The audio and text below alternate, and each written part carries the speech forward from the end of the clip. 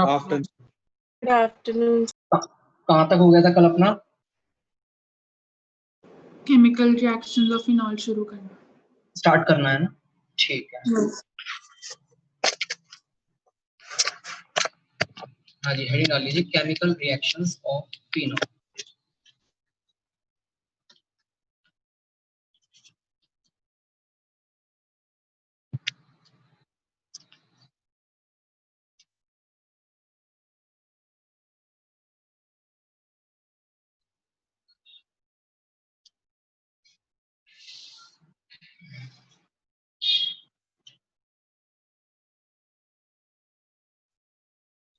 Chemical reaction of phenol. कौन कौन सी chemical reaction होंगी फिनॉल में? तो काफी सारी रिएक्शंस देखनी है हमें इसमें। तो शुरुआत करते हैं कुछ ऐसी रिएक्शन से जो ऑलरेडी हम जानते हैं। वो केवल बस लिख लेते हैं ताकि रिकॉल हो जाएगा, बाकी वैसे पता है हमें ऑलरेडी। फिनॉल है और फिनॉल की रिएक्शन हम करवा रहे हैं NaOH से। तो ये तो कोई नई रिएक्शन नहीं है, आप जानते हो phenols are more acidic than water. तुरंत रिएक्शन हो जाएगी, एसिड बेस क्या बनेगा यहाँ से? फिनॉक्साइड आयन बनेगा। फिनॉक्साइड। बताइए, ये फिनॉल ज्यादा अच्छा न्यूक्लियोफाइल है या फिनॉक्साइड ज्यादा अच्छा न्यूक्लियोफाइल है? फिनॉक्साइड। फिनॉक्साइड। तो ये रिएक्शन एक्चुअली इसीलिए करवाई है ताकि अच्छा न्यूक्लियोफाइल बन जाए। और अब इसके बाद अगर आप रिएक्शन इसकी किसी एल्काइल हैलाइड के साथ करवाते हो, क्या होगा? R+। मुझे इस रिएक्शन का नाम बता सकते हो क्या आप? कौन सी रिएक्शन है ये? Williamson ether synthesis. हाँ जी, कौन सी रिएक्शन है ये? ये रिएक्शन है आपकी Williamson ether synthesis. Williamson ether synthesis क्या होता था? विलियमसन ईथर सिंथेसिस में हम एक RO माइनस लेते थे और RO माइनस की रिएक्शन RX के साथ करवाते थे। तो यहाँ RO माइनस आपका फिनॉक्साइड आयन है और RCl पे ये SN2 हुई है पीछे से, और क्या बन गया? ईथर बन गया। ठीक है, एक और देखिए, एक और देखते हैं।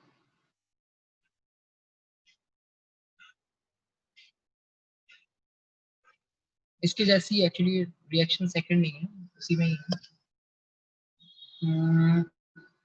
फिनॉल, सबसे पहले आपने फिनॉल की रिएक्शन करवाई है NaOH के साथ।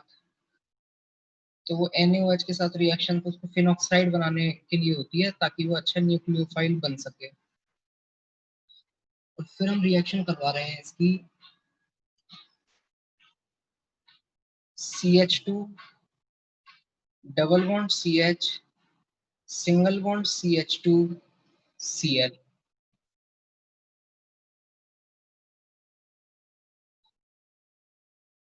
हाँ जी, ये बताइए, ये वाला जो कंपाउंड है ये SN1 रिएक्शन के लिए ज्यादा बढ़िया है या SN2 के लिए, ये वाला रिएक्टेंट?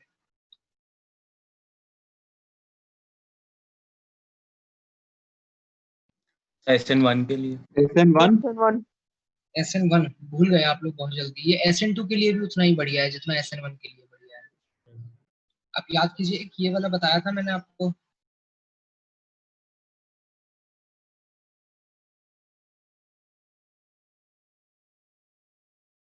हाँ जी, ये SN1 के लिए बढ़िया था, SN2 के लिए बढ़िया था? दोनों के लिए बढ़िया। दोनों के लिए। ठीक है, तो जैसे ये दोनों के लिए बढ़िया है ना, उसी तरीके से ये भी आपके पास में दोनों के लिए बढ़िया होता है। SN1 भी बढ़िया होती है, SN2 भी बढ़िया होती है। लेकिन यहाँ आपने ले लिया है एक स्ट्रॉन्ग न्यूक्लियोफाइल, तो वो SN1 कराने का तो मौका ही नहीं देगा। और वैसे भी जो हमारी विलियमसन ईथर सिंथेसिस होती है उसमें SN2 ही होती है रिएक्शन, तो SN2 रिएक्शन होगी, क्या बन जाएगा?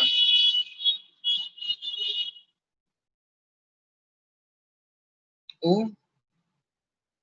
CH2 CH double bond CH2। इस ग्रुप का नाम जानते हो क्या आप? इस पोजीशन का नाम तो शायद जानते होगे, इस पोजीशन को क्या बोलते थे? एलाइलिक। एलाइलिक। Lilac. पूरे ग्रुप को बोलते हैं एलाइल ग्रुप। इसका नाम क्या होगा ये जो ईथर बनाया है आपने? Allyl vinyl ether. Phenyl ether, allyl phenyl ether. हाँ जी, लिख लीजिए और देखते हैं नेक्स्ट। ये बताइए,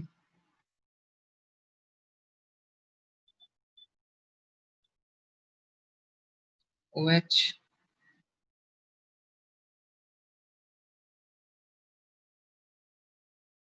NaOH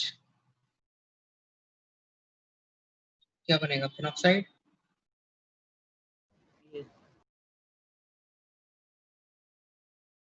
रिएक्शन करवाई जा रही है इसके बाद में Me2SO4 के साथ। Me2SO4। हाँ जी, क्या होगा सोचो? ये होता है Me2SO4।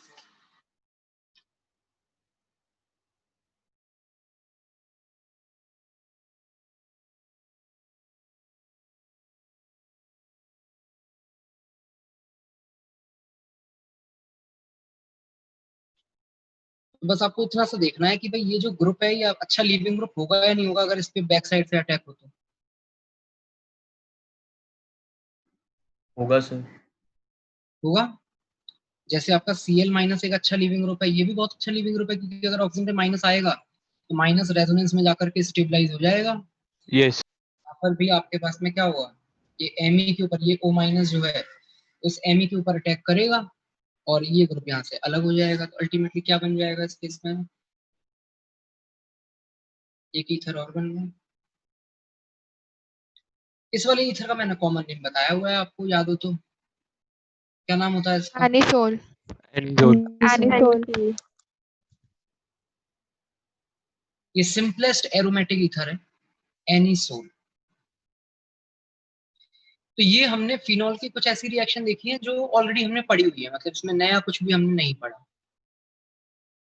अब नया स्टार्ट करते हैं, हेडिंग बेंजीन डालेंगे। बनाने वाले भी लिख सकते हैं ना। Excuse me, sir. हाँ जी, रितेश माइक ऑफ करो। हाँ बोलो सर बोलो। वो जो थर्ड वाली रिएक्शन में सेकंड स्टेप दोबारा से समझा दो। ये है कंपाउंड Me2SO4। अब इसमें अगर CH3Cl लिखा हुआ होता है यहाँ पर, क्या करवाते आप? ये O- अटैक करता CH3 पे और Cl यस लीविंग सर। हो जाता। इस बार भी यस वही सर। CH3 पे अटैक हो रहा है और ये ग्रुप आपका लीविंग ग्रुप की तरह अलग हो रहा है। Okay sir. सर हाँ जी, सर इसमें सर वो फिनोल के साथ तो वो जिंक डस्ट वाली भी लिख सकते हैं। क्या कह रहे हो? बेंजीन बनाने वाली रिएक्शन जिंक डस्ट के साथ।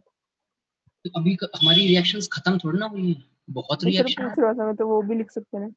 नहीं नहीं, अभी जिस तरीके से करवा रहा हूँ बस वही लिखूँ, अभी कुछ और एक्स्ट्रा मत लिखो। Okay sir okay. हाँ जी, डन। यहाँ तक बढ़े आगे? चलिए नेक्स्ट हेडिंग डालेंगे। इसके बाद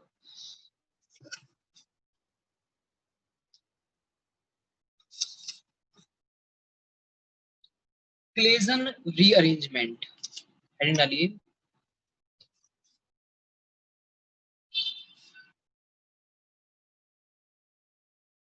क्लेजन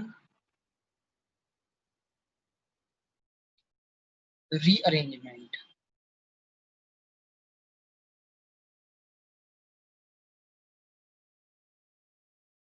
क्या है क्लेजन रीअरेंजमेंट? लिखिए, this rearrangement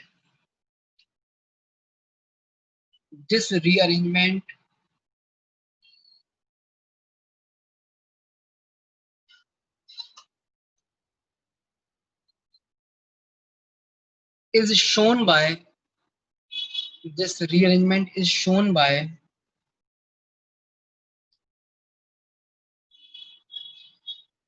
allyl phenyl ether,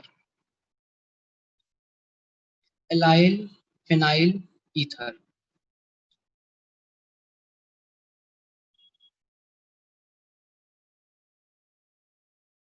हाँ जी, क्या है ये रीअरेंजमेंट? देखिए, ये जो अभी अभी आपने एलाइल फिनाइल ईथर बनाया है ना, इसमें होता है ये रीअरेंजमेंट। बना लीजिए एलाइल फिनाइल ईथर फिर से। बेंजीन रिंग, फिनाइल, और फिनाइल के साथ में है ओ CH डबल बॉन्ड CH2। हाँ जी, रीअरेंजमेंट। देखिए, रीअरेंजमेंट वर्ड का पहले तो मतलब आपको पता होना चाहिए। रीअरेंजमेंट का मतलब होता है आपस में ही अंदर रीअरेंज हो जाना स्ट्रक्चर का, ठीक है ना। उसके लिए अलग से कुछ और सब मतलब चीज आपको लेने की उतनी जरूरत नहीं होती है। तो क्या होता है, जब आप एलाइल फिनाइल ईथर को गर्म करते हो 200 डिग्री सेंटीग्रेड पे, तो इसमें अंदर ही अंदर एक रीअरेंजमेंट होता है। और होता क्या है कि बेसिकली ये वाला जो कार्बन है आपका, ये वाला कार्बन इसके साथ जुड़ जाता है। और अभी मैं वैसे पूरी मैकेनिज्म आपको बताऊंगा, अभी एक बार पहले प्रोडक्ट देख लीजिए आप। ये जो फिनोल था वो फिनोल ऐसे बन जाएगा, और ये ऑर्थो पोजीशन पे आपके पास, ऑर्थो पोजीशन पे CH2 single bond CH double bond CH2। इसमें एक चीज ध्यान ये देना, अगर ये वाला कार्बन 14 है, डिफरेंशिएट करने के लिए लिख दिया है, तो यहाँ ऑक्सीजन के साथ अगर कार्बन 14 जुड़ा हुआ है, तो इसके साथ में कार्बन 14 नहीं आएगा, दूसरा वाला कार्बन आएगा, कार्बन 14 यहाँ। कैसे होती है भाई ये रिएक्शन? इधर देखो क्या मैकेनिज्म है इसकी। ये है क्लेजन रिएजेंट। पहले तो आप समझ लो मेन चीज क्या होने वाली है, बाकी मैकेनिज्म तो इसमें सेकेंडरी है। आपके पास में ये एलाइल फिनाइल ईथर था, बस हमने इसको गर्म किया है 200 डिग्री सेंटीग्रेड पे। क्या हुआ, ये जो ग्रुप था ये माइग्रेट करके ऑर्थो पोजीशन पे आ गया है। और माइग्रेशन जो है उस कार्बन से नहीं हुआ जहां से ऑक्सीजन था, बल्कि दूसरे कार्बन के थ्रू हुआ। तो जो भी आपका एलाइल ग्रुप था वो एलाइल ग्रुप ऑर्थो वाली पोजीशन पे आके जुड़ जाएगा। कैसे होता है ये प्रोसेस देखिए।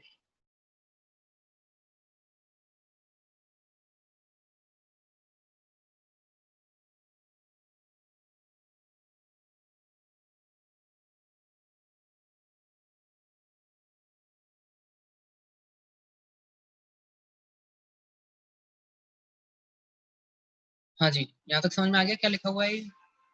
ये यही आपका एलाइल फिनाइल ईथर लिख दिया।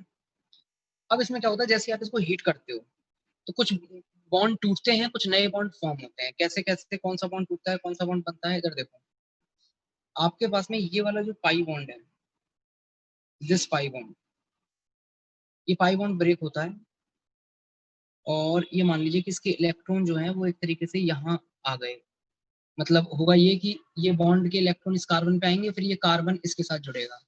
अच्छा, एक बार अगर इलेक्ट्रॉन की डायरेक्शन फिक्स हो जाए तो सारे के सारे बॉन्ड इसी तरीके से टूटेंगे। अब देखो, ये इस तरफ, ये इस तरफ, हाँ जी ये इस तरफ, ये 3 चेंजेस करने हैं आपको, 1 2 और 3। कैसे हो रहे हैं ये चेंजेस?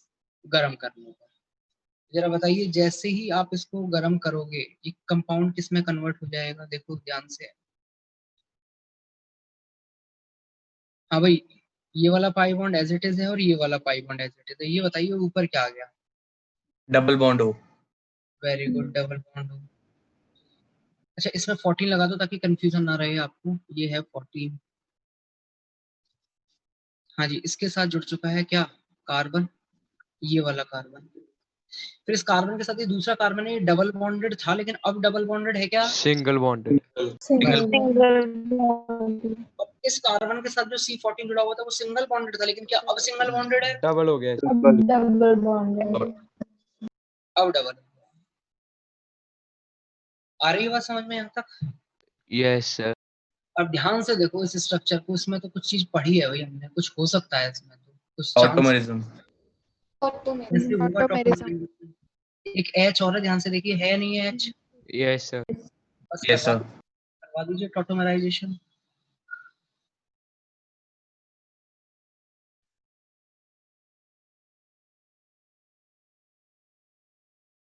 क्या बन जाएगा? H O के साथ और पाई बॉन्ड नीचे। आ रही है बात समझ में? Yes sir. इस तरीके से हमने इस कंपाउंड को इस कंपाउंड में कन्वर्ट कर लिया। सिंपल हीटिंग से कुछ नए बॉन्ड आपके बन गए, कुछ पुराने बॉन्ड आपके टूट गए। इसको कहते हैं क्लेजन रीअरेंजमेंट। लिखिए फटाफट, एक क्वेश्चन बताएंगे इसके बाद में।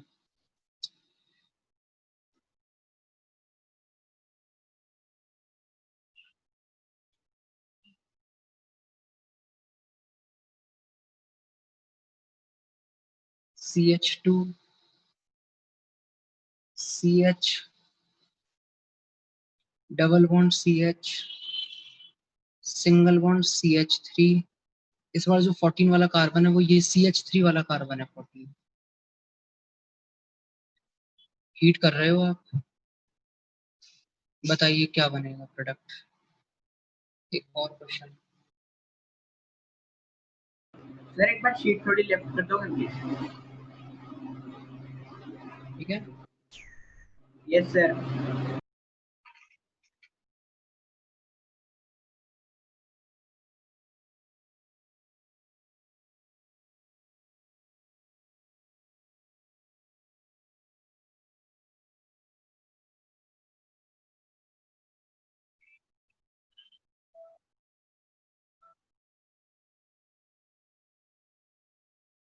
इन दोनों केसेस में बताइए क्या क्या बनेगा।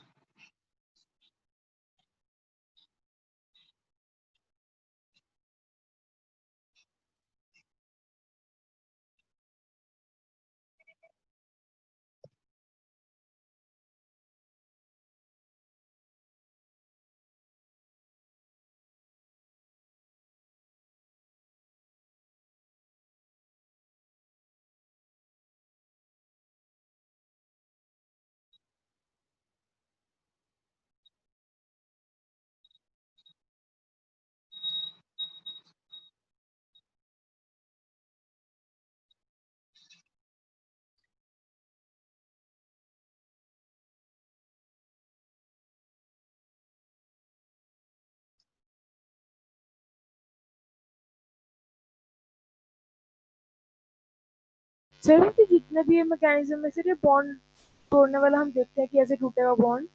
फिर ये हाँ? एक्सपेरिमेंट से हमने फर्स्ट स्टेप लिखा था कि बॉन्ड ऐसे टूटेगा सर, ये एक्सपेरिमेंट से देखा जाता है। Okay sir.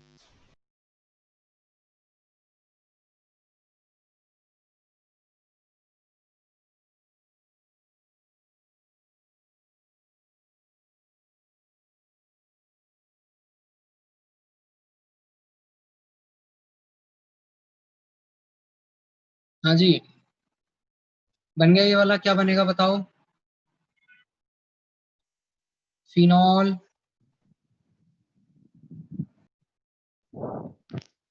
CH3 ऑर्थो पे हाँ जी, यस थोड़ी देर के लिए इस वाले 14। कार्बन को भूल जाइए आप। CH3 वाले कार्बन को भूल जाइए, क्योंकि हमें जो मेन कंडीशन चाहिए वो तो इतना एलाइल में ही हो जाता है। तो बना दो एक बार पहले तो। हाँ जी, अब ये बताइए 14 वाला कार्बन कौन सा कार्बन सा जुड़ा हुआ है इसके साथ में, और याद करो माइग्रेट भी कौन सा करता है, यही वाला। तो जो जस्ट माइग्रेट करके आया है उसी के साथ CH3 लगाना है। कौन सा CH3?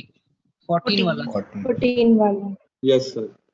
Yes sir. क्लियर है? चलिए नेक्स्ट देखिए अगला।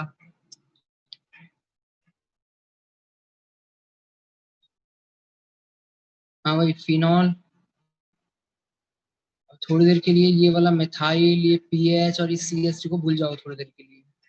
अब वो ध्यान देना है केवल इस कार्बन पे, इस कार्बन पे और इस कार्बन पे। ये बन गया इतना, ठीक है। अब ध्यान देना, ये जो कार्बन इधर माइग्रेट किया है, इस कार्बन के साथ में PH और CH3 जुड़े हुए हैं, तो जोड़ दो। PH भी इसी के साथ जोड़ना है और CH3 भी इसके साथ जोड़ना है। बताओ बात समझ में आ रही है नहीं आ रही? फिर एक इसके साथ में ये जो CH3 जुड़ा हुआ था इस वाले कार्बन के साथ, ये कहाँ जुड़ेगा? सबसे लास्ट में। लास्ट में। इसके साथ में सर हाँ सर ये फर्स्ट वाला क्वेश्चन वो मैकेनिज्म से ही बता दो जो आपने ऊपर बताया, उससे नहीं तो- अकेला C14H3 आ रहा है ऑर्थो पे। नहीं सर, C14 मैंने भी मैकेनिज्म से ही करा था, यही बन रहा है जो आपने बनाया। अरे मैकेनिज्म कुछ अलग थोड़ी नहीं है, वो तो उसी तरीके से आपको घुमाना है। उसमें क्या है, ये वाला कार्बन आएगा ना भाई यहाँ पर, ये जो डबल बॉन्डेड वाला कार्बन होता है ये आएगा यहाँ पर। ओके सर ठीक है, मैं वो C14 वाला ले आया था। सर ये कैसे पता चलता है कि राइट साइड वाला कार्बन ही उससे जाके जुड़ेगा? इनकी क्या प्रोबेबिलिटी अलग अलग होती है दोनों की? कहीं पे भी कर दो ना एक ही बात, चाहे राइट पे करो चाहे लेफ्ट पे करो। मुझे ये बताओ, how is this carbon different than this carbon? Sir मैं इसकी बात नहीं कर रहा सर, मैं जो माइग्रेट कर रहा है ना उस कार्बन की बात कर रहा हूँ मैं। राइट और लेफ्ट में कोई फर्क है दोनों में, वो पूछ रहा था। जो माइग्रेट कर रहा है मतलब, मैं समझा नहीं आपकी बात, फिर से बोलो। सर डबल बॉन्डेड 2 कार्बन है ना, वो ये पूछ रहा है कि राइट कार्बन उनमें से डबल बॉन्डेड, उनमें क्या फर्क है? मतलब आप ये कहना चाह रहे हो कि यही वाला कार्बन क्यों इधर आ रहा है, ये वाला कार्बन क्यों नहीं आया? Yes sir. नहीं तो वो आपके पास में जो प्रॉपर आपके पास में रिंग जो बनती है ना यहाँ पर इस ट्रांजिशन स्टेट के दौरान, इधर देखो 1 2 3 4 5 6, तो इस वाले कार्बन के साथ में प्रॉपर 6 मेंबर की रिंग बनेगी, इसके साथ में नहीं बनेगी। क्लियर? चलिए अगला क्वेश्चन बताइए।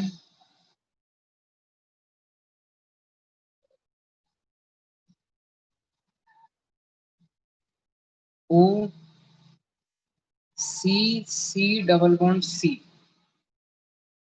इस पर ये है 14, यहां लगा है ड्यूटेरियम और यहां लगा हुआ है मिथाइल Me। बताइए क्या होगा?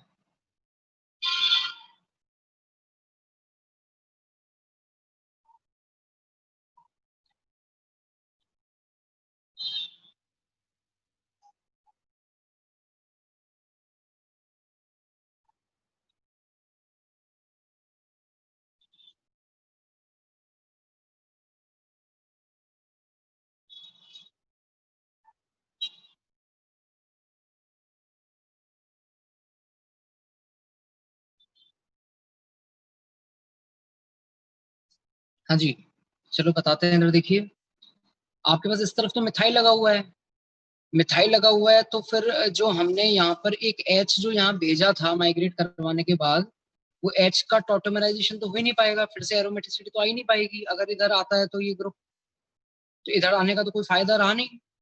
किस तरफ जाएगा? इस साइड जाएगा, और अब तक तो H माइग्रेट करता था, इस बार ड्यूटेरियम माइग्रेट कर जाएगा। तो क्या बनेगा यहाँ पर? हाँ जी ऊपर बताइए, ऊपर क्या आएगा?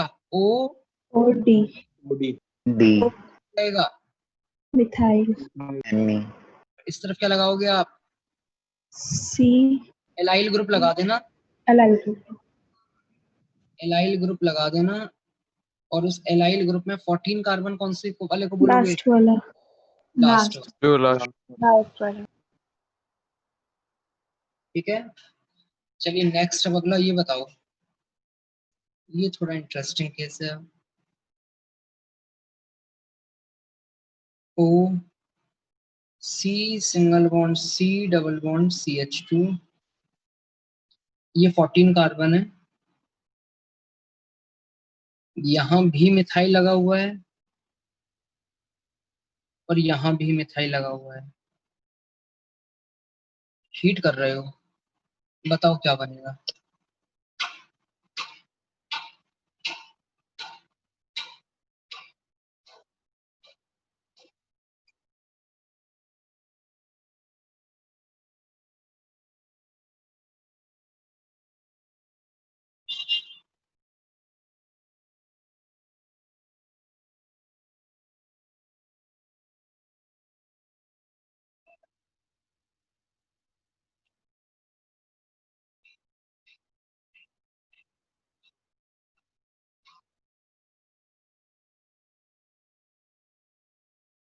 हाँ जी हुआ क्या? रीअरेंजमेंट। सर वो पैरा में जाके लगेगा, लेकिन इस बार C14 से नहीं दूसरे C से लगेगा जो ऑक्सीजन के साथ कनेक्टेड है। इधर देखिए इस बार क्या होने वाला है। सबसे पहले आप जैसे ऑर्थो पे लेके आते थे, एक बार लेके आओ ये वाला काम जो हमने किया था यहाँ पर, ये वाला काम एक बार कीजिए आप। हाँ जी, क्या बनाओगे देखो।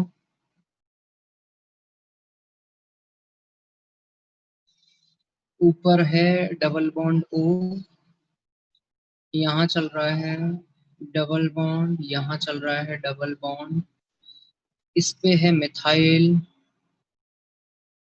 और इस पे है methyl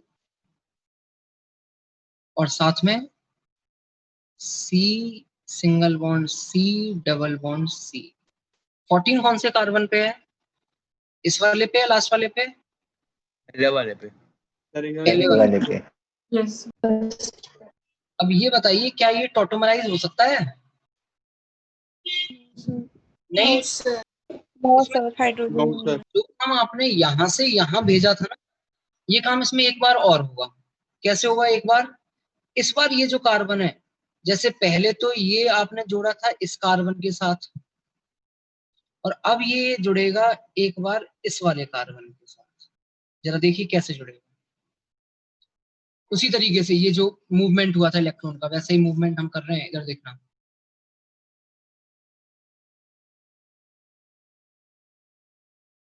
pi bond as it is, ये वाला, क्योंकि इसमें कोई चेंज नहीं हो रहा है। ये वाला मिथाइल एज इट इज है, ये double bond as it is है। हाँ जी, ये वाला मिथाइल भी हमारा एज इट इज है, यही की यही। अब इस कार्बन के साथ ये आ चुका है आपका group C double bond C। पहले तो ये बता दीजिए 14 कार्बन कौन सा वाला होगा? Last carbon. लास्ट वाला। लास्ट। ठीक है। और ये जो पाई बॉन्ड आपका यहाँ था, ये पाई बॉन्ड यहाँ से हट करके ये इस जगह आ जाएगा। एक मिनट, हाँ इस जगह आ जाएगा ये पाई बॉन्ड। ये समझ में आया क्या कैसे?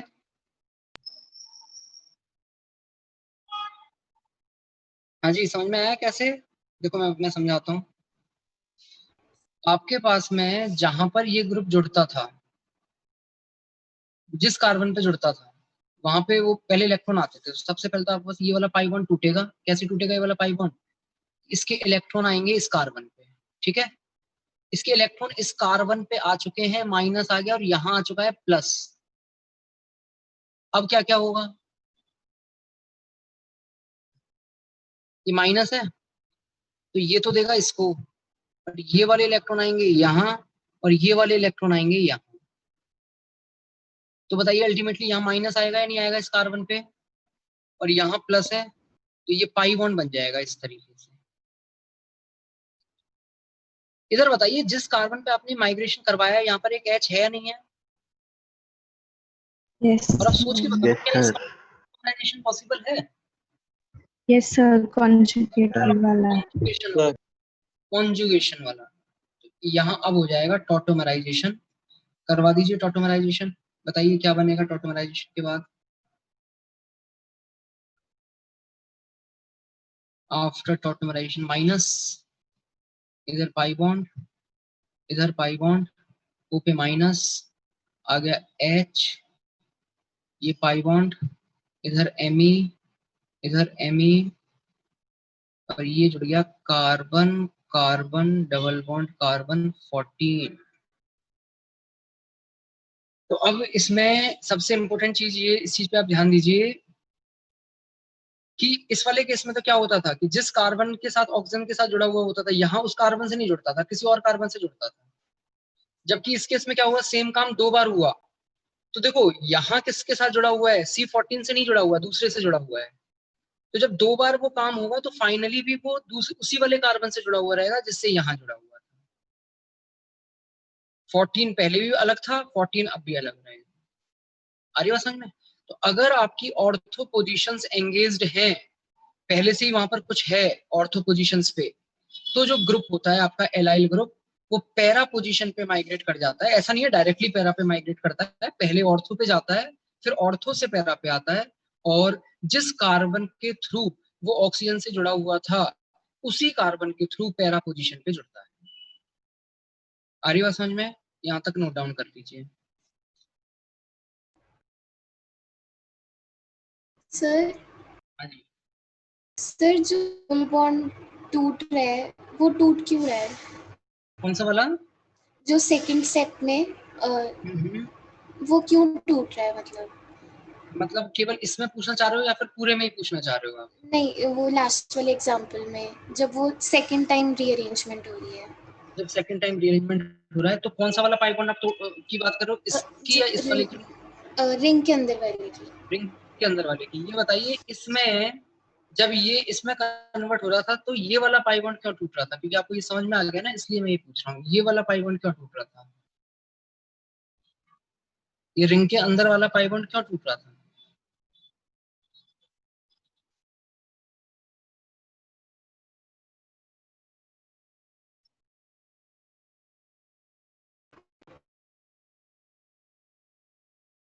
उन सब चीजों का एक ही जवाब होता है कि आपके पास बॉन्ड इस तरीके से टूटने से और नए बॉन्ड फॉर्म होने से जो फाइनल स्ट्रक्चर बनेगी वो प्रीवियस स्ट्रक्चर के कंपैरिजन में ज्यादा स्टेबल होती है, इसलिए बॉन्ड टूटता है। ठीक है? Okay sir.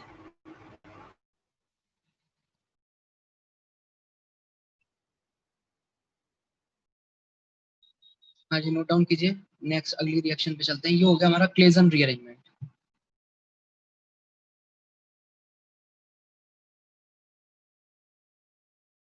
हो जाए तो बता देना।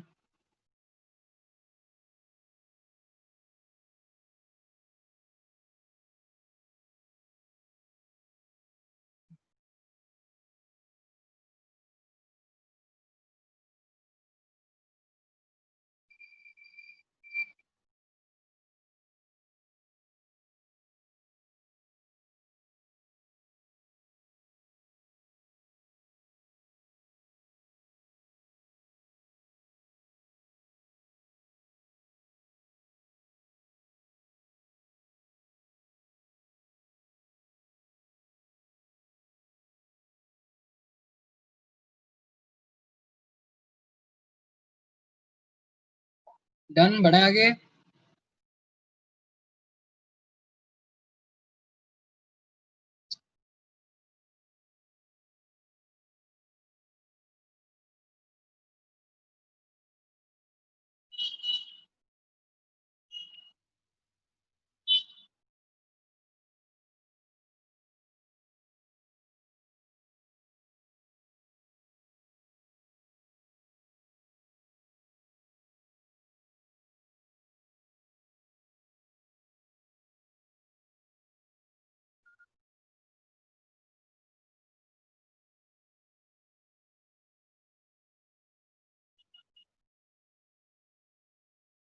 यस सर, हो गया। चलिए भी आगे बढ़ते हैं।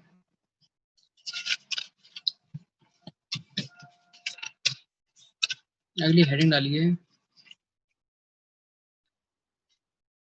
Acylation of phenol.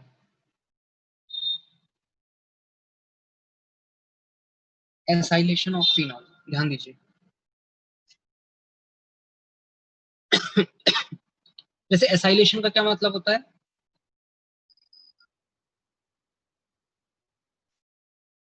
Addition of acyl group. बताया तो था फ्रीडल क्राफ्ट एसाइलेशन, अभी तो पढ़ा है हमने कुछ दिन पहले। Yes Yes. हाँ जी, तो एसाइलेशन ऑफ फिनॉल की हम बात कर रहे हैं। अब यहाँ पे काफी कुछ चीजें पुरानी और नई कुछ चीजें मिक्स हम करेंगे। यहाँ पे ध्यान से समझना है एक एक चीज को। फिनॉल, सबसे पहले तो रिएक्शन हमने करवा दी NaOH के साथ। क्यों करवाते हैं NaOH के साथ रिएक्शन फिनॉल की? फिनॉक्साइड। Peroxide. अच्छा न्यूक्लियोफाइल बनाने के लिए। ठीक है? अच्छा न्यूक्लियोफाइल बनाने के बाद आप इसकी रिएक्शन करवा रहे हो RCOCl के साथ। थोड़ा सा रिकॉल कीजिए, एसिड डेरिवेटिव की कैरेक्टरिस्टिक रिएक्शन क्या होती है? Nucleophilic substitution reaction. SN2TH वाली। न्यूक्लियोफाइल है और ये न्यूक्लियोफिलिक सब्स्टिट्यूशन रिएक्शन देता है। तो हो जाएगा सब्स्टिट्यूट कौन, Cl, और क्या लग जाएगा, ये लग जाएगा आपके पास में। तो बताइए क्या बन जाएगा, ये अटैक करेगा, O पे माइनस जाएगा, O पे माइनस वापस आएगा और फिर अल्टीमेटली Cl हट जाएगा। तो बताइए फाइनली आपके पास क्या बनने जा रहा है यहाँ पर, RCO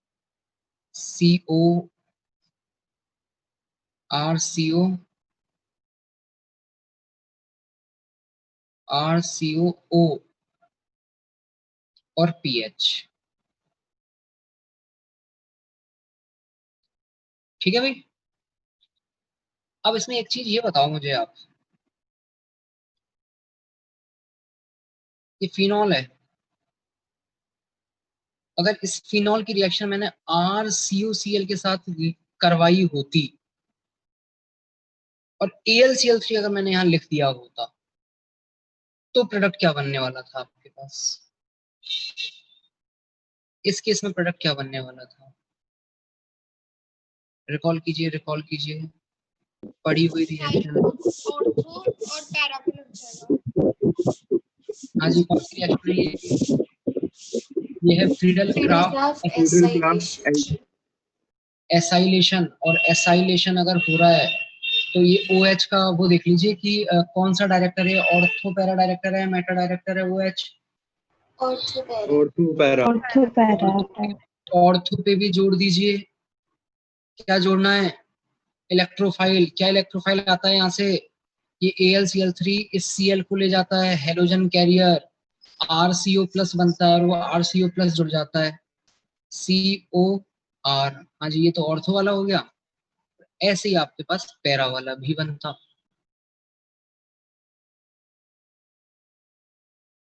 तो एक चीज आप देख रहे हो, अगर AlCl3 हमने लिया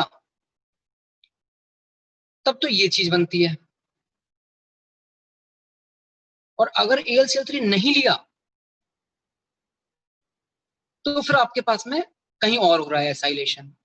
अगर AlCl3 लेते हैं तो एसाइलेशन बेंजीन रिंग पे हो रहा है, और अगर AlCl3 नहीं लेते हैं तो एसाइलेशन इस ऑक्सीजन पे हो रहा है H हटकर। बात समझ में आ रही है, यहाँ तक क्लियर है, कोई दिक्कत तो नहीं है। अब हमने क्या किया, हम फ्रीडल क्राफ्ट रिएक्शन करवा रहे थे, और फ्रीडल क्राफ्ट रिएक्शन करवाने के लिए हमने क्या किया कि ये फिनॉल ले लिया, RCOCl ले लिया, और हम AlCl3 लेना भूल गए, थोड़ी सी दिमाग में हमारे नहीं रही, और हम AlCl3 लेना भूल गए। ये दोनों चीजें ली हुई हैं आपने। हाँ जी, न्यूक्लियोफाइल, और ये बैठा ही न्यूक्लियोफिलिक सब्स्टिट्यूशन रिएक्शन देने के लिए है। ये बन पाएगा क्या उस केस में, अगर आपने ये AlCl3 नहीं लिया तो नहीं बनेगा, नहीं। क्या बनेगा, ऊपर वाला बनेगा। फिर ये बन गया, तब आपको याद आया अरे हमें तो ये करवाना था और AlCl3 लेना हम भूल गए। तो अब आप क्या कर रहे हो, ये बनाने के बाद आप AlCl3 डाल रहे हो, ध्यान देना, ये बन चुका है।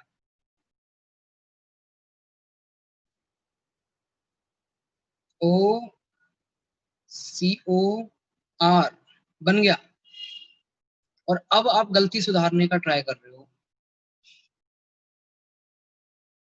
तो ये एक ऐसी रिएक्शन है जो आपको गलती सुधारने का मौका देती है, और अगर आप इसके साथ आप AlCl3 डालते हो तो फिर से वही प्रोडक्ट बन जाएंगे जो कि बनने चाहिए थे। कब, अगर AlCl3 आपने शुरुआत में लिया होता। तो आपके पास में क्या क्या प्रोडक्ट बन जाएंगे, OH, COR, OH, COR। इस रिएक्शन को कहते हैं फ्राइज रीअरेंजमेंट। ये जो नीचे वाली जो रिएक्शन है ना, ऊपर वाली नहीं, ऊपर वाली तो आपको समझाने के लिए लिखी है, इसको बोलते हैं फ्राइज रीअरेंजमेंट।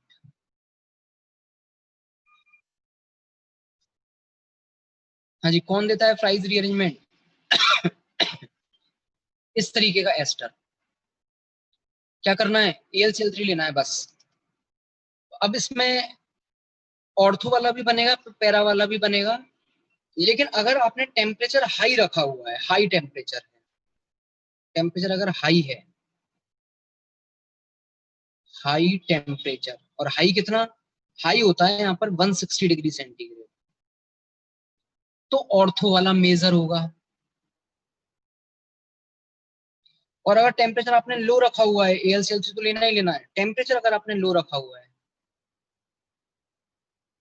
लो मतलब कितना, लो इसमें चलता है 60 डिग्री सेंटीग्रेड, तो इस केस में आपका जो पैरा है वो मेजर बनेगा। बाकी दोनों ही केसेस में, इस वाले केस में भी पैरा बन रहा होगा और इस वाले केस में ऑर्थो बन रहा होगा, बस बात मेजर की है कब कौन सा वाला मेजर होगा। अगर टेम्परेचर हाई है ऑर्थो वाला मेजर होगा, अगर टेम्परेचर लो है तो आपका पैरा वाला मेजर होगा। इसको कहते हैं फ्राइज रीअरेंजमेंट। अगर आप थोड़ा सा देखोगे ढंग से तो पता चलेगा कुछ कुछ क्लेजन रीअरेंजमेंट जैसा ही है, मतलब यहाँ से ये ग्रुप हटके और फिर इधर आ गया है, ठीक है ना, लिख लीजिए।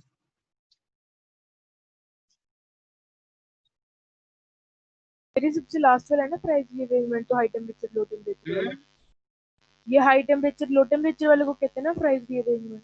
हाँ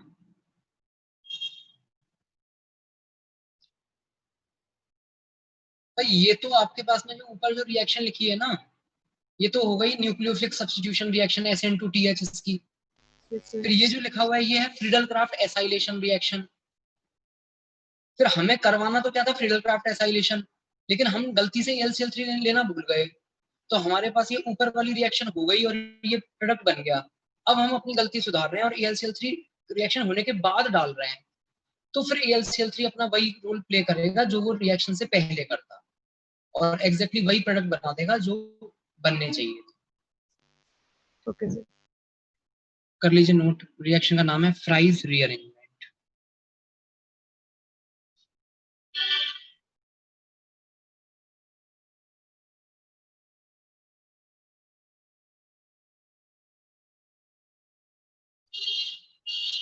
एक सेकंड में पानी पी के आता हूँ।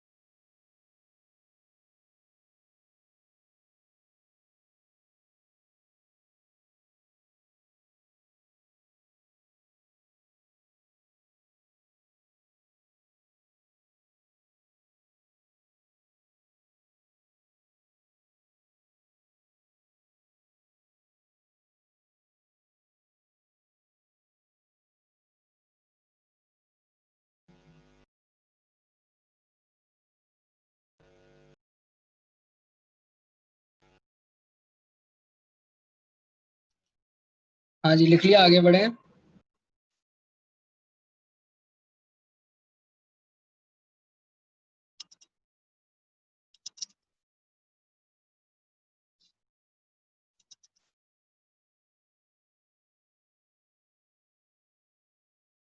हो गया sir.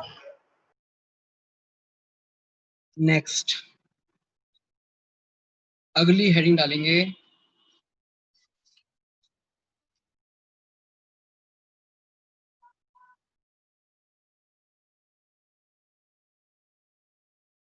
Kolbe Schmitt reaction. Kolbe Schmitt reaction.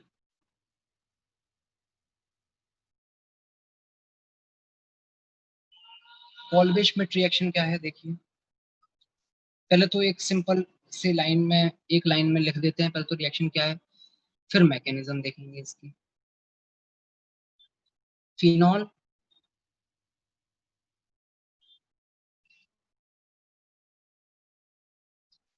Phenol की रिएक्शन करवाई जाती है सबसे पहले NaOH के साथ, फिर CO2 और हीट, और लास्ट में H प्लस। तो प्रोडक्ट बनता है आपके पास OH और यहाँ आएगा COOH। कल ही बताया इस कंपाउंड का कॉमन नेम Salicylic acid. ठीक है।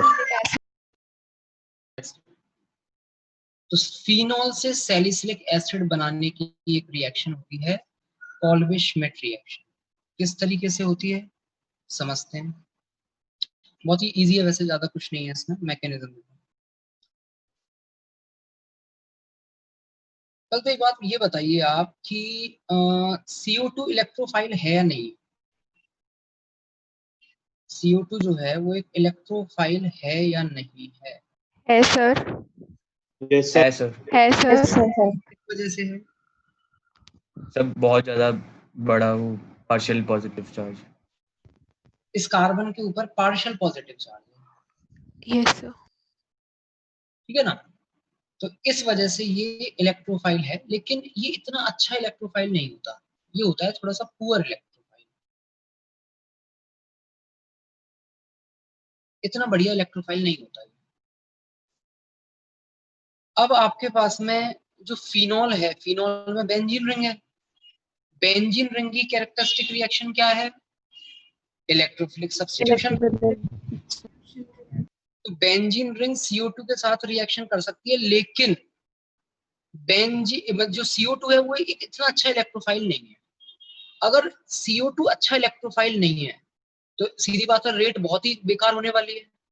तो हम क्या कर रहे हैं, इस बेंजीन रिंग की रिएक्टिविटी बढ़ा रहे हैं। अब आप थोड़ा सा सोच के ये बताइए कि फिनॉल ज्यादा बढ़िया ESR देगा या फिनॉक्साइड आयन ज्यादा बढ़िया ESR देगा, और क्यों? फिनॉल ज्यादा बढ़िया ESR देगा या फिनॉक्साइड आयन, और क्यों? Phenoxide ion. Sir phenoxide ion देगा सर। नेगेटिव चार्ज आता है। Phenoxide ion. सर नेगेटिव भी कॉन्जुगेशन जाना है वो। क्यों भाई फिनॉक्साइड आयन क्यों ज्यादा? सब कॉन्जुगेशन। उसका प्लस एम और प्लस आई दोनों से आता है। OH का कौन सा इफेक्ट है? Plus M. Plus minus effect है प्लस एम। किसका प्लस एम होता है? O माइनस का प्लस एम ज्यादा होता है। minus. अगर प्लस एम ज्यादा है तो सीधी बात है ज्यादा एक्टिवेट करेगा बेंजीन रिंग को, और यहाँ ज्यादा करना जरूरी भी है, क्योंकि अगर केवल फिनॉल के साथ आप रिएक्शन करवाना चाहोगे CO2 की, तो ये इतना पुअर इलेक्ट्रोफाइल होता है कि इसके साथ अच्छी तरीके से रिएक्शन नहीं कर पाता। तो आपको रिएक्टिविटी तो थोड़ी बढ़ानी पड़ेगी। तो अब रिएक्शन स्टार्ट करते हैं। बेसिक चीजें आपको समझ में आ गई हैं। यहाँ पर सबसे पहले क्या कर रहे हो आप?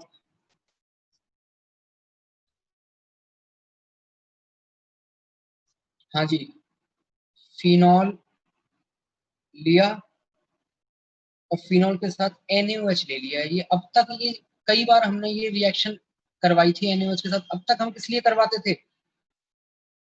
न्यूक्लियोफाइल बनाने बनाने के लिए। इस बार हमने क्या किस लिए करवाया है? Better electrophile. रिएक्टिविटी बढ़ाने के की लिए। रिएक्टिविटी बढ़ाने के लिए।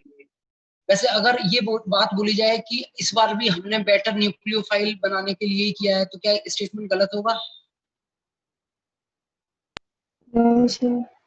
इलेक्ट्रोफाइल इसके साथ जुड़ रहा है। इलेक्ट्रोफाइल जिसके साथ जुड़ता है वो खुद क्या होता है? वो खुद न्यूक्लियोफाइल ही होता है। तो इलेक्ट्रोफाइल अगर इसके साथ ज्यादा अच्छे से जुड़ पा रहा है, इसका मतलब इसकी न्यूक्लियोफिलिसिटी अब ज्यादा बढ़िया होगी। तो आप जो स्टेटमेंट अब तक बोल रहे थे कि न्यूक्लियोफाइल अच्छा बनाने के लिए, वो स्टेटमेंट आप अभी भी बोल सकते हो, कोई बुराई नहीं है। बट हाँ, ज्यादा बेटर होगा अगर आप बोले कि बेंजीन रिंग की रिएक्टिविटी बढ़ाने के लिए। ठीक है। अब इसके बाद में CO2 जो है वो एक इलेक्ट्रोफाइल की तरह बिहेव करेगा। एक काम करो, इसको डबल बॉन्ड वाला इस तरीके से लिख दो। हाँ, अब आया CO2।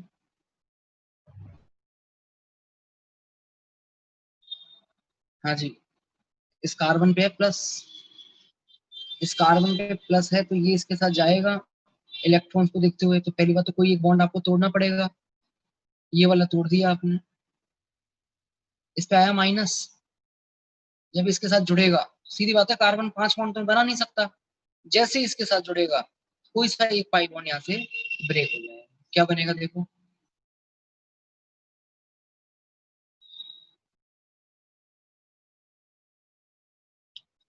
ये वाला pi bond as it is, ये वाला pi bond as it is, यहाँ बताइए क्या आएगा, प्लस या माइनस, प्लस प्लस, यहाँ क्या आएगा, सी डबल बॉन्ड हो, ओ माइनस यहाँ क्या चल रहा है ऊपर, ओ पे माइनस, ओ माइनस, फिर क्या होगा इसमें, सिग्मा कॉम्प्लेक्स बनेगा, सिग्मा कॉम्प्लेक्स बन के प्लस एक बार यहाँ आएगा, यहाँ आएगा, अल्टीमेटली जैसे ही सीओ माइनस के पास में आएगा, तो चाहे आप इस सिचुएशन में भी करवा सकते हो, कोई बड़ी बात नहीं है उसमें, तो यहाँ से क्या होगा, H जो है वो H प्लस की तरह हट जाएगा। अगले स्टेप में H हटा दीजिए आप H प्लस की तरह, और जैसे ही H यहाँ से H प्लस की तरह हटेगा, इस पे माइनस आएगा, minus plus, double bond,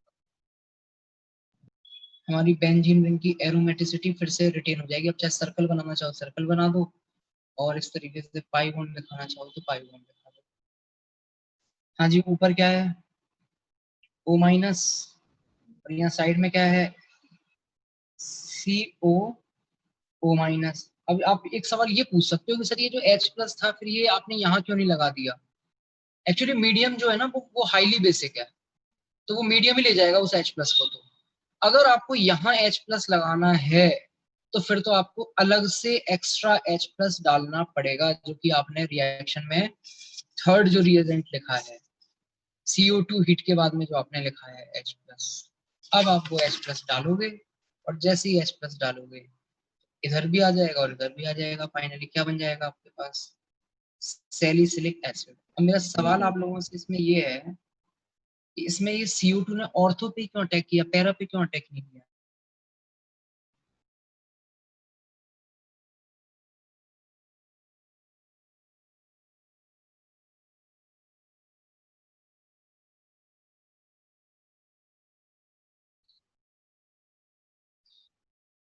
CO2 ने केवल ऑर्थो पे अटैक क्यों किया है, पैरा पे क्यों नहीं किया?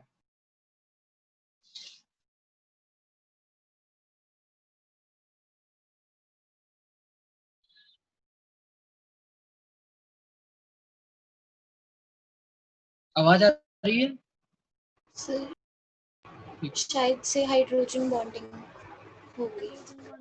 देखो इसमें ऐसा है कि ऐसा नहीं है पैरा पे अटैक नहीं हो रहा होगा, आपके पास पैरा पे भी अटैक हो रहा होगा, लेकिन अल्टीमेटली अटैक होने के बाद फाइनली जो आपके पास प्रोडक्ट बनता है सैलिसिलिक एसिड, इसमें होती है हाइड्रोजन बॉन्डिंग, जो कि पैरा वाले में नहीं हो पाएगी। इस वजह से अल्टीमेटली आपका जो इक्विलिब्रियम है वो ऑर्थो वाले तरफ ही शिफ्ट होता जाता है, और मेजर प्रोडक्ट जो हमें मिलता है वो मेजर प्रोडक्ट सैलिसिलिक एसिड ही मिलता है। इस केस लिख लीजिए पूरी रिएक्शन।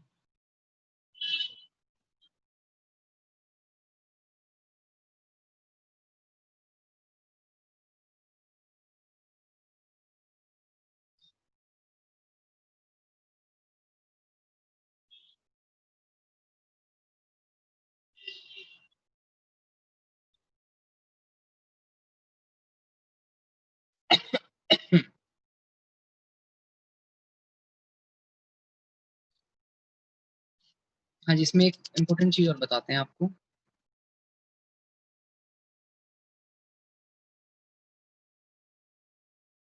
ये सैलिसिलिक एसिड है, सैलिसिलिक एसिड की रिएक्शन करवाई है आपने NaOH के साथ,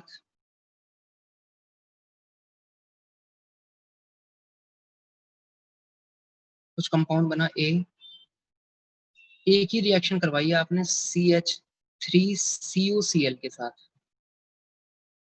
कुछ कंपाउंड बना B, और इसमें बाद में H प्लस और डाल दिया है आपने, तब जाके बना B बताना है B क्या होगा।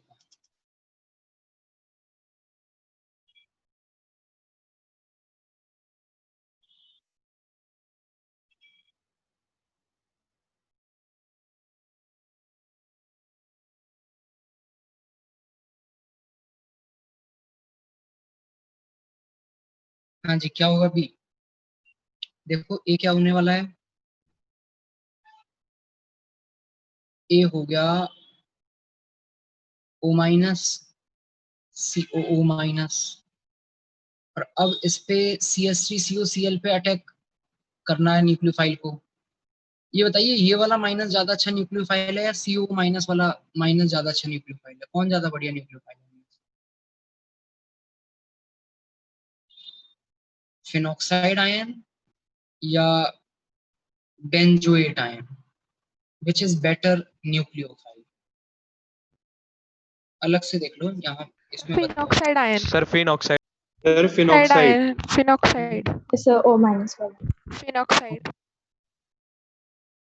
इन दोनों में से बेटर न्यूक्लियोफाइल कौन है? फिनॉक्साइड। फिनॉक्साइड। फिनॉक्साइड। पक्का? Yes. Yes sir. क्यों फिनॉक्साइड ज्यादा अच्छा न्यूक्लियोफाइल होगा? सर उसमें रेजोनेंस की वजह से चार्ज। क्या कह रहे हो? फिनॉक्साइड में रेजोनेंस की वजह से चार्ज? बेंजो, वो जो बेंजो 8 वाली आइन है उसमें सर वो चार्ज नहीं हो रहा रेजोनेंस में। रेजोनेंस में जा रहा है इस ऑक्सीजन पे, दो सर जगह ही ये जा रहा जो ये अब बेंजोएट में इलेक्ट्रॉन डेंसिटी नहीं बढ़ रही सर इसमें ना एक्सटेंडेड रेजोनेंस है तो ये ज्यादा स्टेबल है फिनॉक्साइड से, तो न्यूक्लियोफाइल फिनॉक्साइड ज्यादा बढ़िया होगा। हाँ जी, फिनॉक्साइड जो है वो ज्यादा बेटर न्यूक्लियोफाइल होगा, और अगर फिनॉक्साइड ज्यादा बेटर न्यूक्लियोफाइल है करवा दीजिए अटैक और Cl हटा दीजिए। बेसिकली Cl हटा के हमें ये वाला ग्रुप लगाना है। बताओ क्या बन गया? बी। बी बनेगा COO माइनस है, लेकिन बाद में ये H प्लस आ रहा है तो H लगा दो, और यहाँ ये OH हट चुका है पहले ही माइनस, और इसके साथ में आ गया COCH3।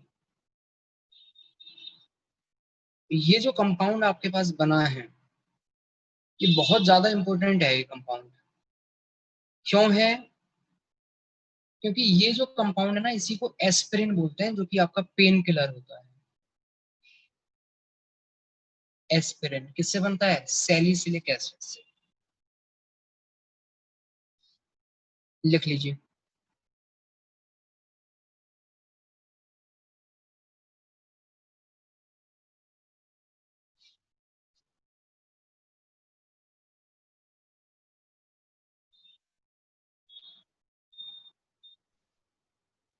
सर आपने यही रीजन बताया था ना कि वो उसमें रेजोनेंस होने की वजह से चार्ज डेंसिटी कम हो रही है। Okay sir.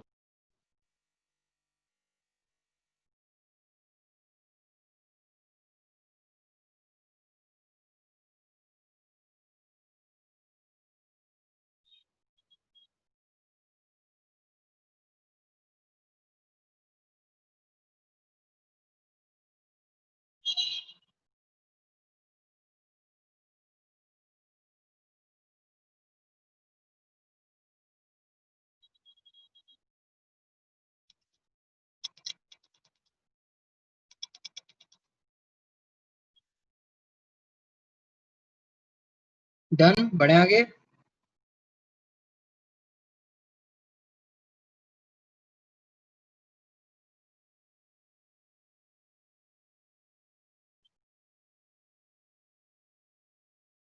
हाँ जी, नेक्स्ट हेडिंग डालिए। अगली रिएक्शन, ये भी बहुत इंपॉर्टेंट रिएक्शन आ रही है आपकी, रायमर टीमैन रिएक्शन। रायमर टीमैन रिएक्शन, ये फिनॉल की बहुत इंपॉर्टेंट रिएक्शन है। ये भी रायमर टीमैन रिएक्शन दो होती हैं। कौन कौन सी हैं? एक होती है फॉर्मुलेशन, फॉर्मुलेशन या फॉर्माइलेशन,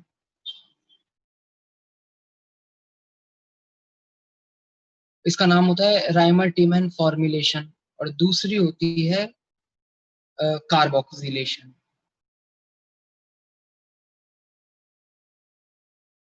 जैसे फ्रीडल क्राफ्ट थी ना दो, Friedel Craft alkylation and Friedel Craft acylation, ऐसे रायमर टीमैन भी दो हैं, Reimer Tiemann formulation and Reimer Tiemann carboxylation. क्या मतलब है दोनों का? फॉर्माइल ग्रुप किसको बोलते हैं? Formyl.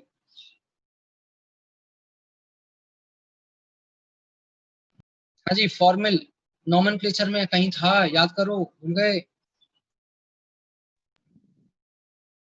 CHO yes Yes, sir.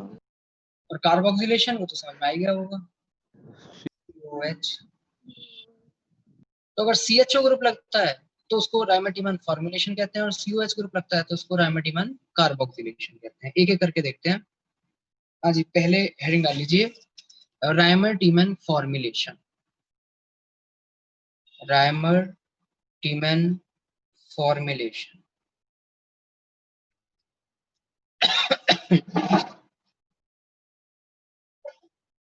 क्या है राइमेटिमन फॉर्मुलेशन? देखो, सबसे पहले तो इसमें रिएजेंट में बता दो, फिनोल तो है ही, है ना। फिनोल की रिएक्शन किसके साथ करवाएंगे हम यहाँ पर? तो पहले तो एक लाइन में आप रिएक्शन लिख लीजिए, फिनोल रिएक्शन करवाई जाती है CHCl3 और KOH के साथ, और क्या बनता है?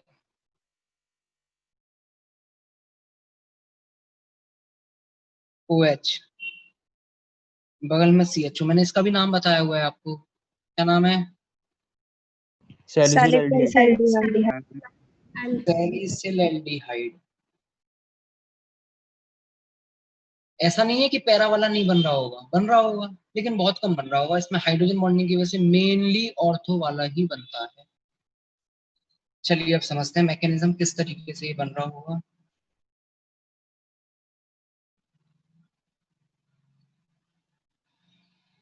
हाँ जी, ये रिएजेंट बहुत काम का है, अभी नोट कर लेना इसको अच्छी तरीके से। ये केमिस्ट्री में हम 3-4 जगह यूज करते हैं इसको। सबसे पहले तो इसका काम देखिए क्या करेगा ये। CHCl3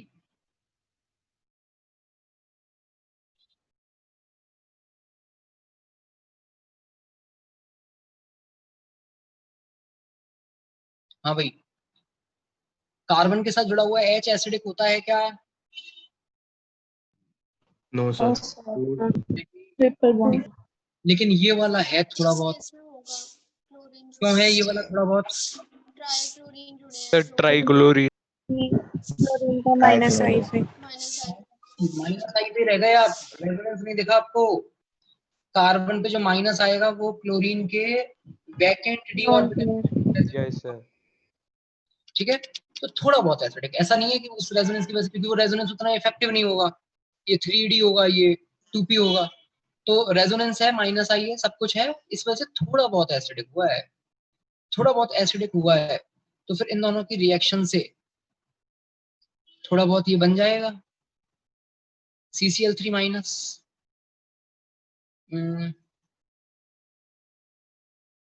CCl3 minus minus Cl, Cl और Cl। हाँ जी, ये बताइए कार्बन और क्लोरीन में किसकी इलेक्ट्रोनेगेटिविटी ज्यादा है?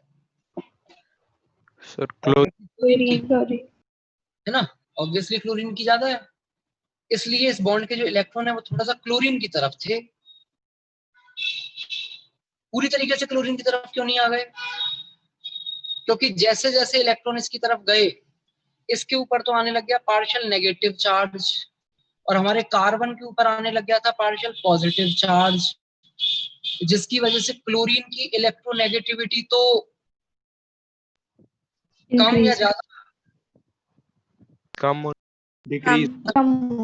और कार्बन पे पार्शियल पॉजिटिव आने की वजह से उसकी इलेक्ट्रोनेगेटिविटी थोड़ी सी बढ़ गई। मतलब स्टार्टिंग में मामला ये था कि ये कार्बन है और ये क्लोरीन है, क्लोरीन की इलेक्ट्रोनेगेटिविटी ज्यादा है, बॉन्ड के इलेक्ट्रॉन इसकी तरफ जा रहे थे, जैसे जैसे जा रहे थे इसके ऊपर पॉजिटिव चार्ज आ रहा था, कार्बन पे, Cl पे नेगेटिव चार्ज आ रहा था, तो इस पे पॉजिटिव चार्ज आ रहा था, तो इस कार्बन की इलेक्ट्रोनेगेटिविटी बढ़ती गई और Cl की इलेक्ट्रोनेगेटिविटी घटती गई। तो जिस जगह दोनों की इलेक्ट्रोनेगेटिविटी बराबर हो गई, इलेक्ट्रॉन वहीं के वहीं रुक गए। तो कुछ पास में आकर के रुक जाएंगे, बस पूरी तरीके से नहीं जाएंगे इसके पास में। ठीक है, अब ये बताइए, ये H के हटते ही इस कार्बन पे माइनस चार्ज आया, माइनस चार्ज आने की वजह से कार्बन की इलेक्ट्रोनेगेटिविटी बढ़ी या घटी? कम हो गई. डिक्रीज।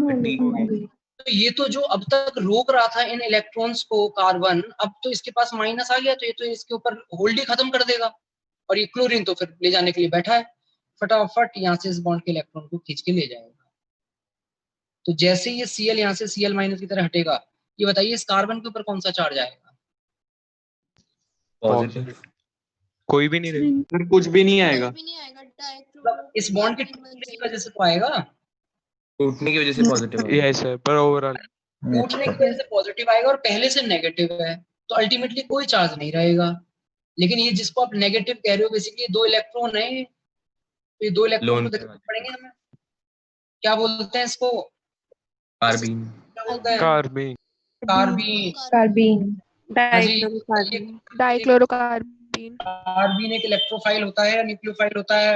इलेक्ट्रोफाइल, इलेक्ट्रोफाइल, इसकी पेरीफेरी में इलेक्ट्रॉन गिनिए कितने दिख रहे हैं कार्बन के चारों तरफ? 6, 6 की कमी है, एक्सेप्ट करेगा, इलेक्ट्रॉन से जुड़ना चाहेगा, मतलब कैसा हो गया? इलेक्ट्रोफाइल। तो हमारी बेंजीन रिंग के लिए हमें इलेक्ट्रोफाइल मिल गया है। CaCl3QH में इलेक्ट्रोफाइल क्या होता है? CCl2, डाइक्लोरोकार्बन। यहाँ तक लिखो, पहले आगे बढ़ते हैं।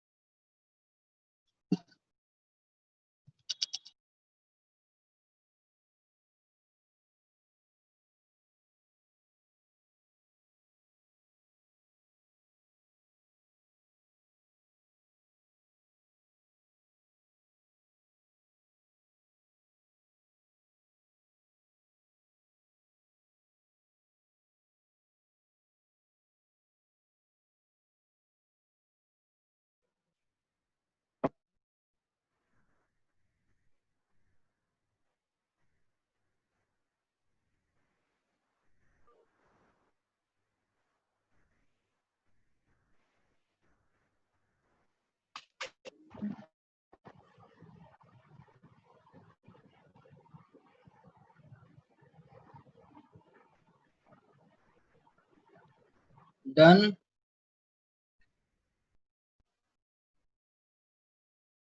एक मिनट सर,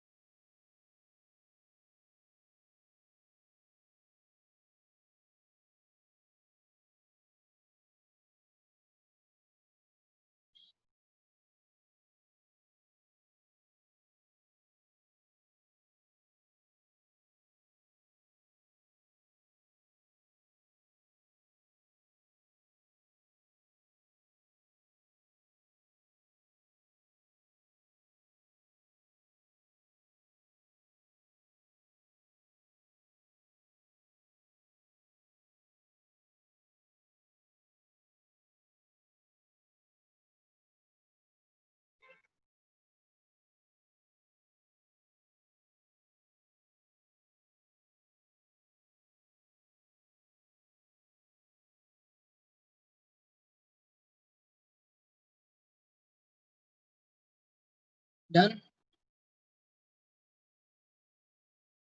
यस सर। चलिए आगे बढ़ते हैं।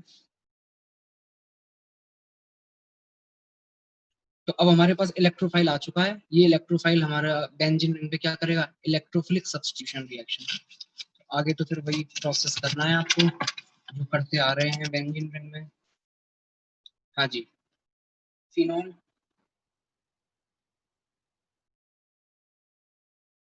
पहली बात तो वो फिनॉल नहीं रहेगा। क्यों नहीं रहेगा फिनॉल? रिएजेंट KOH है, KOH पहले ही उसको कैसे रखेगा? फिनॉक्साइड, वो तो KOH फिनॉक्साइड, इसको वैसे ही लिख लो, पाई बॉन्ड और पाई बॉन्ड। हाँ जी, अब आएगा आपका जो इलेक्ट्रोफाइल बनाया था आपने, वो लिख लीजिए यहाँ पे।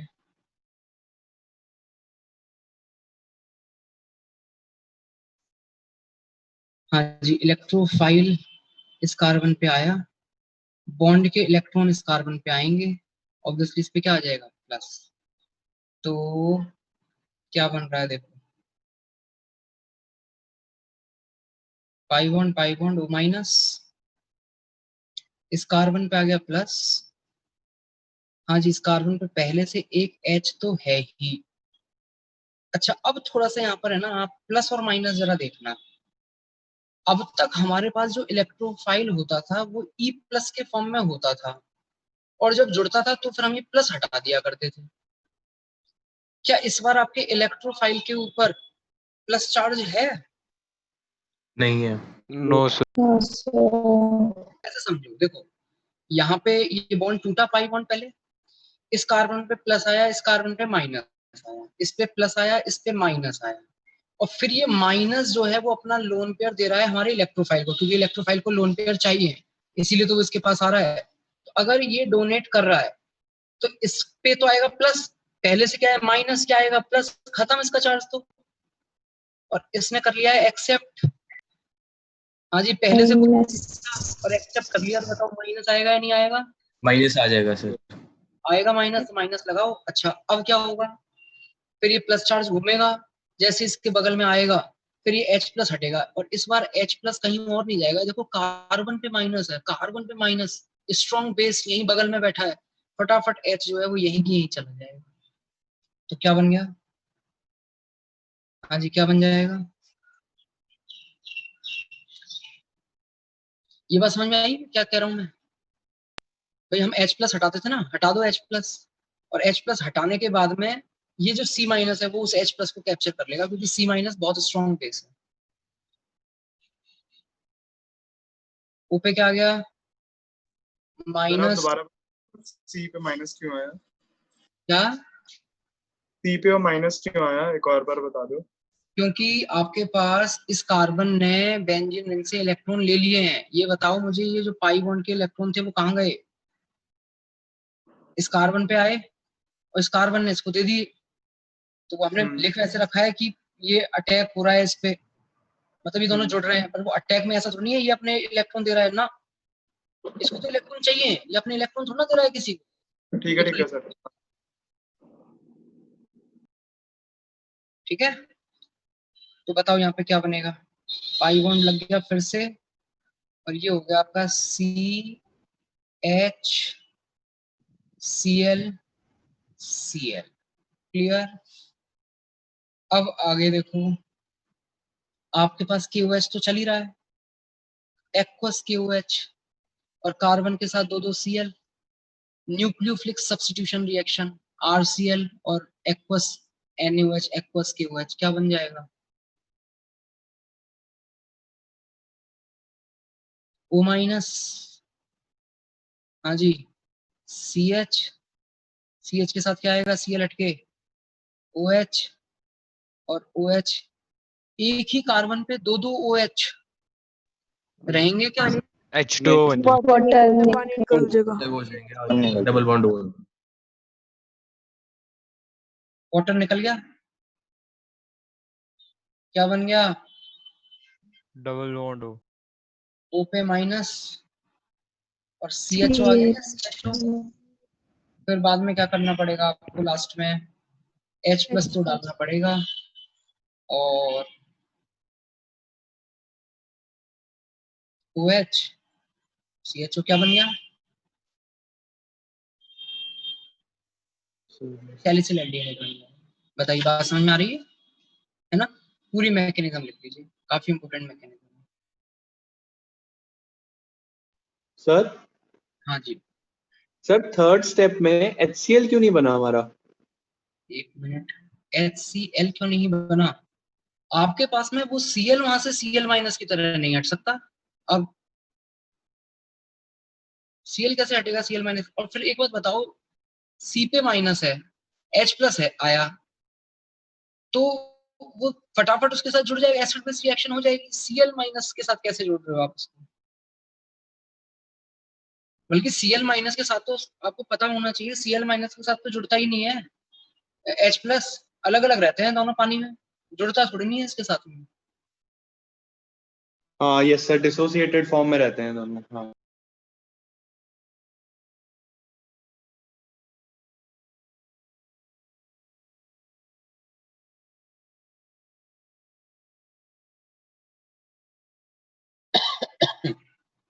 ये है राइमर टीमैन फॉर्मुलेशन। अल्टीमेटली कौन सा ग्रुप जोड़ दिया हमने? Formyl group, CHO group.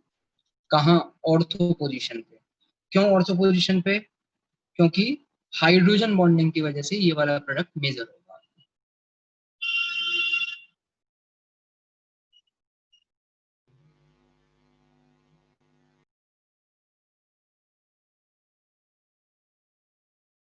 हाँ जी, फटाफट मैं आपको कार्बोक्सिलेशन और बता देता हूँ, राइमर हमारा खत्म हो जाएगा। डन, यहाँ तक लिख लिया सबने?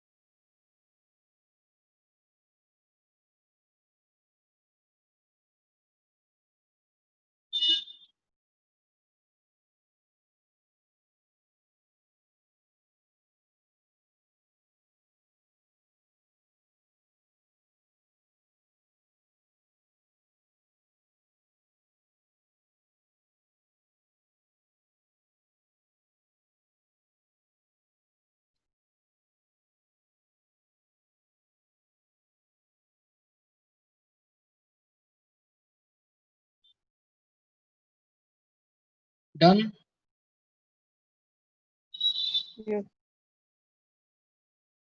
सर हाँ जी। सर जो ये सेकंड स्टेप में अटैक हुआ, हम्म अगर सर हम इसको लेफ्ट साइड से ऑर्थो पोजीशन पे ही करवाते हम्म।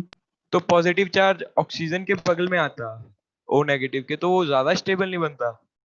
पहली बात तो देखो, ये हमने इस तरीके से लिखा हुआ है,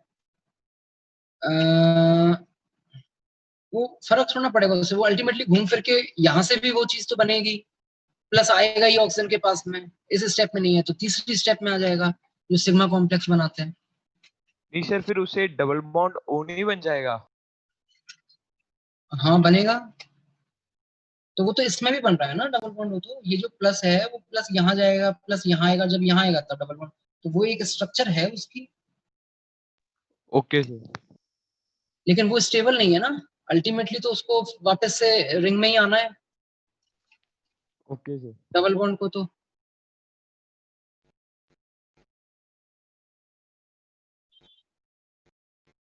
जो आप कह रहे हो उस केस में भी क्या होगा कि जो डबल बॉन्ड ओ लगाओगे उसमें टॉटोमराइज करवाना पड़ेगा फिर आपको। हाँ ठीक है सर।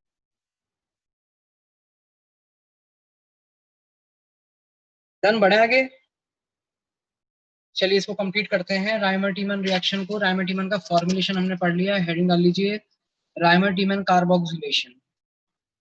आपको पूरा लिखना है, राइमर टीमन कार्बोक्सिलेशन। पहले एक लाइन में रिएक्शन देख लीजिए।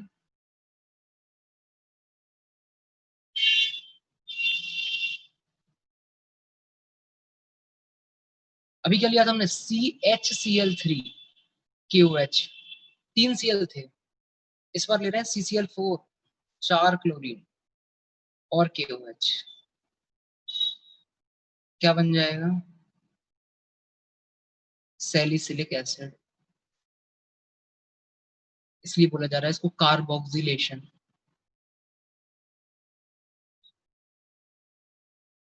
हाँ जी, कैसे होगी रिएक्शन इधर देखिए।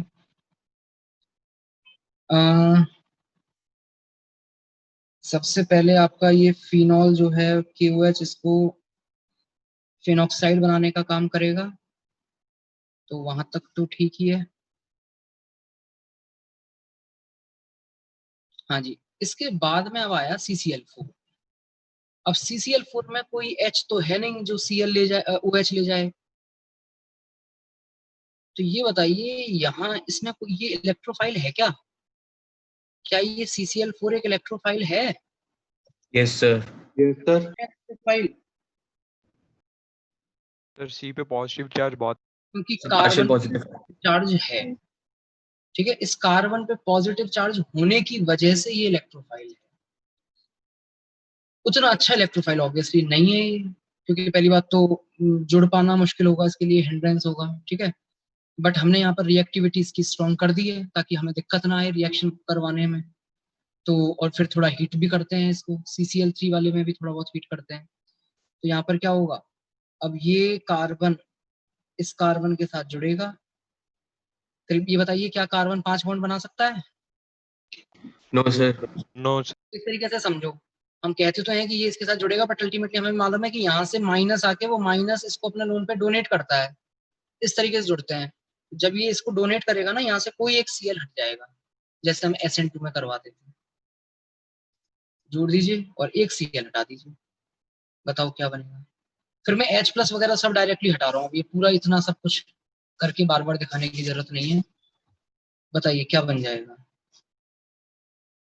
Pi bond pi bond pi bond, H हट चुका है और H हट के यहाँ लग चुका है Cl Cl Cl, और इस पे चल रहा है O-। हाँ जी, एक ही कार्बन पे 3 Cl है और KOH आपने ले रखा है, तो वो तो KOH तो SN2 करवाएगा, क्या बना देगा, OH OH OH।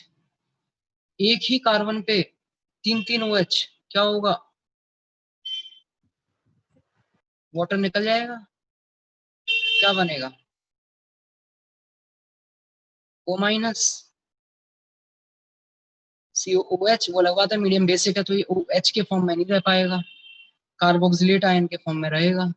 बाद में जब आप H+ मिलाओगे इसमें, तब जाके वो सैलिसिलिक एसिड के फॉर्म में आ पाएगा। हाँ जी, बात समझ में आ गई? नोट डाउन कर लीजिए इसको। ये है राइमर-टीमन कार्बोक्सिलेशन। याद रखना, अगर आपको COH ग्रुप जोड़ना है तो CCl4 लिया जाता है, और अगर CHO जोड़ना है तो CHCl3 लिया जाता है। तो आपके पास राइमर-टीमन कार्बोक्सिलेशन का और कॉल्बी श्मिट रिएक्शन का प्रोडक्ट और रिएक्टेंट दोनों सेम होते हैं, बस रिएजेंट अलग अलग होता है।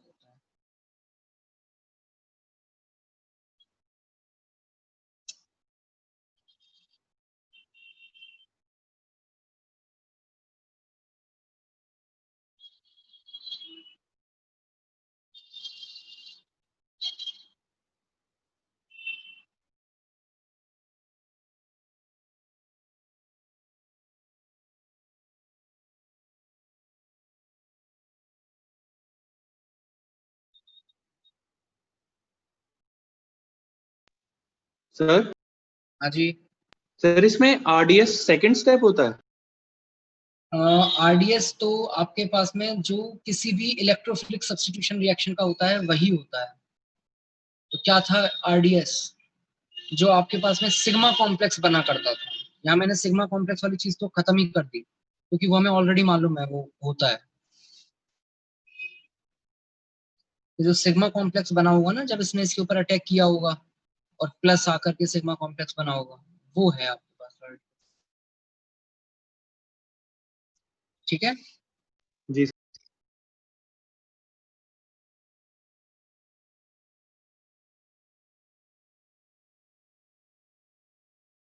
ठीक है, तो फिर इसको यहीं तक रखते हैं, बाकी फिर नेक्स्ट क्लास में देखेंगे हम कल।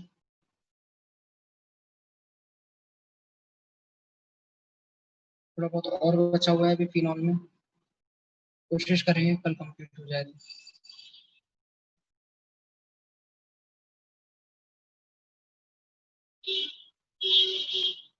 हाँ जी, कर दो बंद, लिख लिया सबने? Yes sir.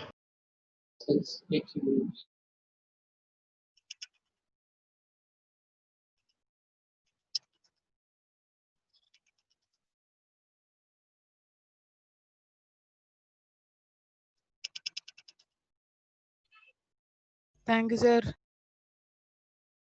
हर्षित अभी दिल थाम के बैठो, अभी तो कुछ भी नहीं आई है नेम रिएक्शन। अभी नेम रिएक्शन का असली चैप्टर तो आ रहा है आपका, एल्डिहाइड कीटोन वाला। तो अभी बस पढ़ते चलो, मैं आपको बता रहा हूँ ऑर्गेनिक में कॉन्फिडेंस ही तब आएगा जब पूरी ऑर्गेनिक आपकी हो जाएगी और जब आप एक दो बार रिवाइज कर लोगे। तो अभी तो बस जो चल रहा है बस उसको एक एक चीज को अभी समझते चलो बस। वो दिमाग पे अभी उतना जोर मत डालो, ये रिएक्शन वो रिएक्शन, ना अभी नाम से कुछ नहीं लेना देना आपको। ठीक है भैया, यहाँ तक रखते हैं इसको।